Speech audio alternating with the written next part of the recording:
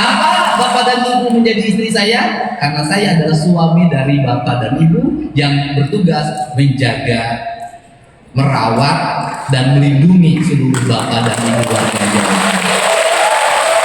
Assalamualaikum warahmatullahi ta'ala wabarakatuh. Sampurasun Baraya. Bagi yang senang dengan pidato Kang Deddy Mulyadi, pesan-pesan dari Kang Deddy Mulyadi yang serius maupun yang santai, ini saya punya sebuah tayangan Kang Deddy Mulyadi ketika berpidato di Purwakarta dan mengingatkan kita semua agar kita senantiasa hidup sederhana tetapi bahagia. Langsung aja kita simak. Atau seperti terjadi banyak di berbagai daerah, ditipu mas kawinnya 5 miliar dalam bentuk ceknya bodong, atau mas kawinnya mobil kuncinya saja begitu malam pertama besoknya diambil debt collector. Mohon maaf pada ibu-ibu semua yang punya anak perempuan yang mau menikahkan, ibu jangan menikahkan kalau ibu tidak pernah mendatangi rumah asal suaminya. Saya kasih tahu. Nah, ini adalah himbauan yang sangat bermanfaat untuk kita, ya, terutama para orang tua nih, harus selalu waspada. Harus selalu waspada karena zaman sekarang banyak sekali penipuan. Jangan mudah percaya. Seperti ada kejadian kemarin kalau tidak salah dari Jawa Timur, ya, yang sampai datang ke Lembur Pakuan hendak meminta tolong ke Kang Deddy Mulyadi. Akibat beliau katanya sudah tertipu oleh temannya. Dia awalnya kenalnya hanya lewat ini aja biasa, kemudian kenalan, akhirnya akrab, dan akhirnya dia tertipu sampai 2 miliar apa berapa gitu ya. Uang yang sangat besar. Nah, ini mengajarkan kepada kita, ya, kepada para orang tua terutama, dan juga kepada kita yang masih muda ini, agar kita jadikan pelajaran, kita jangan sampai dimanfaatkan oleh orang-orang yang hendak ingin menipu kita. Karena zaman sekarang itu luar biasa penipuan itu lewat aplikasi, terus kemudian maupun secara langsung, ya, teman-teman seperti itu. Memang awalnya mereka baik, ya, seperti yang memberikan kenyamanan, memberikan ketenangan kepada kita, memberikan kepercayaan.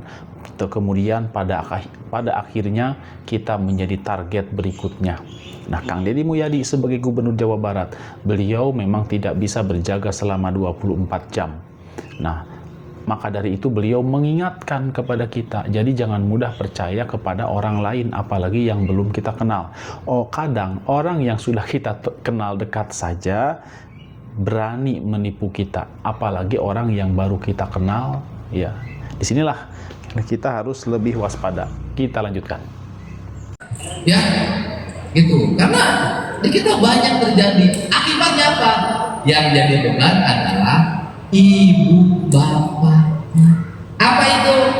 Punya hutang bekas hajatan, anaknya hamil harus dibiayai oleh orang tuanya, anaknya lahiran nanti kelahirannya dibiayai oleh orang tuanya, 40 hari yang dibiayai oleh orang tuanya, anaknya pepes orang tuanya, susu orang tuanya.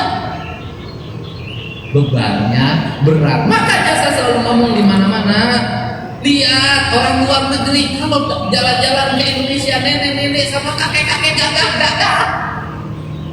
begini, berdua pegangan tangan di pantai santai begini. Itu orang luar negeri, orang asing. Lihat nenek dan kakek orang Indonesia ribut,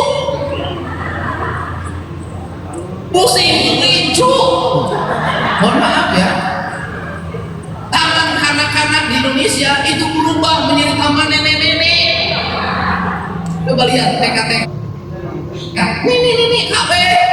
Kenapa? Karena di Indonesia ini memang ada tradisi baru. Nenek dan kakek lebih sayang pada cucunya, bahkan lebih daripada anaknya. Itu sampai BA. Saya lihat tayangan di media sosial. Ada seorang nenek membelanjakan cucunya yang glowingnya luar biasa. Sedangkan neneknya sangat luar biasa repotnya. Bagi saya bukan empati yang tinggi, saya empati pada neneknya, tapi saya tidak empati pada cucu. Kenapa? Kenapa kamu bersikap berlebihan? pingin sesuatu yang melebihi kapasitas dirimu sehingga membuat nenekmu menjadi menderita. Gak boleh. Kenapa? Orang hebat itu tidak akan pernah membebani orang tuanya. Orang hebat sejak kecil pasti meringankan orang tuanya. Saya yakin. Nah, kata-kata inilah yang akan menjadi support system bagi orang-orang yang mau berpikir, mengambil manfaat dari kata-kata itu, yaitu orang hebat tidak akan menjadi beban bagi orang tuanya. Orang hebat tidak akan menjadi beban bagi orang lain. Maka jika seseorang ingin hebat, ingin sukses, maka modal utamanya ialah rasa keinginan untuk lebih baik daripada orang lain, berlomba-lomba dalam kebaikan. Kemudian juga jangan pernah menjadi beban, menjadi benalu bagi orang lain. Justru kita harus banyak manfaat untuk orang lain, banyak menolong untuk orang lain. Yang pertama kali harus kita bantu, kita tolong adalah kedua orang tua kita, kemudian saudara kita, orang-orang terdekat dengan kita, kemudian teman-teman kita, tetangga kita, kemudian masyarakat umum. Itulah mungkin urutan-urutannya. Tetapi pada intinya kita jika ingin menjadi orang hebat, jangan pernah menjadi beban orang tua dan orang lain. Nah, berarti jika ada orang yang terkenal, ya, tetapi menjadi beban bagi orang lain, nah, inilah tanda bahwa orang tersebut bukanlah orang hebat. Baik, kita simak kembali. Pak Juni pergi ke sini ke Jawa Barat karena tidak mau membebani orang tuanya. Ini cerita. Untuk itu saya mengucapkan terima kasih. Nanti di sini ada gedung. Seingat saya dulu di sini dulu ada tukang nasi uduk. Ya, ayam hijau apa namanya? Pondok hijau. Jadi pondok hijau sekarang berubah menjadi gedung putih. Karena yang hijau-hijau itu di Jawa Barat aneh, ada pondok ada buta hijau, ada kolor hijau. Menurut saya itu Jawa Barat itu aneh-aneh namanya. Padahal itu bohong semua. Nah, mudah-mudahan ini sudah penuh. Yang pesennya berapa sewa gedungnya? Harus diumumin, ini bagian dari promosi. Sewa gedungnya berapa? Anaknya berapa? Hah? Belum ada mikir, Pak. Oh, belum ada tarif. Ya. Silakan yang mau menikah di sini gunakan gedung ini. Kata Pak Joni tidak ada tarifnya.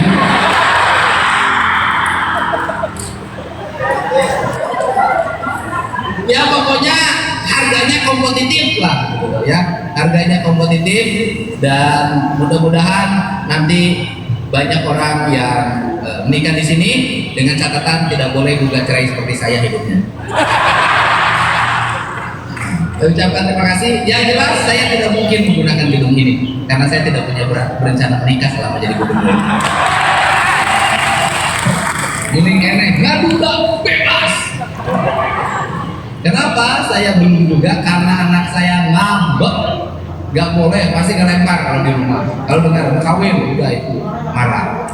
Ya, tahu anak saya itu nggak mau kehilangan ayahnya. Dan saya juga tidak mau kehilangan bapak dan ibu semua menjadi istri saya. Apa bapak dan ibu menjadi istri saya? Karena saya adalah suami dari bapak dan ibu yang bertugas menjaga, merawat dan melindungi seluruh bapak dan ibu warga Jawa Barat. Warga Jawa Barat berasal dari suku manapun, agama manapun, kelompok manapun bisa hidup tenang, aman dan damai di Jawa Barat. Begitu, saya ucapkan terima kasih. Ini sudah kegiatan yang ketiga, Pak. Saya jam 5 pagi sudah keluar dari rumah, Pak. Jadi saya biasa. Dan saya punya tradisi, Pak, kalau telepon Bupati Purwakarta tidak diangkat, sehari itu dia WA nggak akan saya jawab. Karena suka ngangkat ya, kebiasaan es berang dari ya pokoknya begitu. Semangat pada semuanya. Mudah-mudahan balai ini menjadi balai yang memberikan kedamaian, kenyamanan dan kebahagiaan. Semoga Bapak hatinya semakin lapang. Dan semoga Bapak juga bisa membantu Purwakarta bangun trotoar. Terima kasih. Assalamualaikum warahmatullahi wabarakatuh. Sampurasun.